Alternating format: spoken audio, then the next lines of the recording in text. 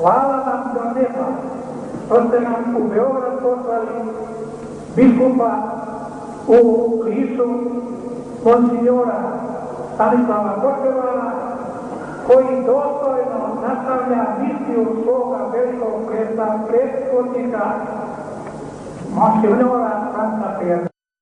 I najzad moji sveštenici želim da vam od srca podare jedan mali, skroman poklon, ikonu spasene našeg Gospoda Isusa Hrista na uspomenu na ovaj veliki dan u našem životu.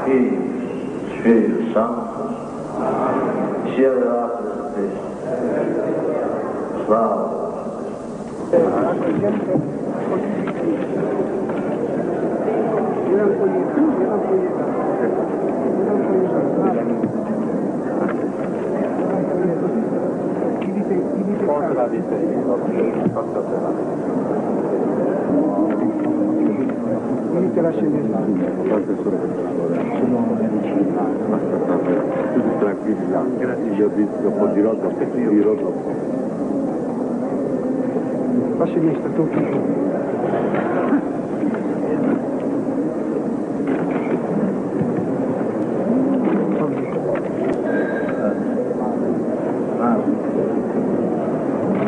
Tu mačete reći. Vidite vaše mjesto.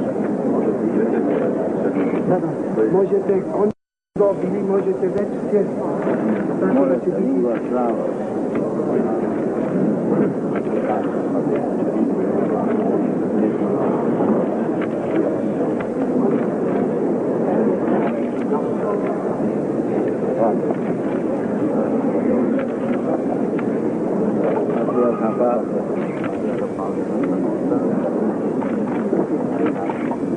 Io ricordo un giorno,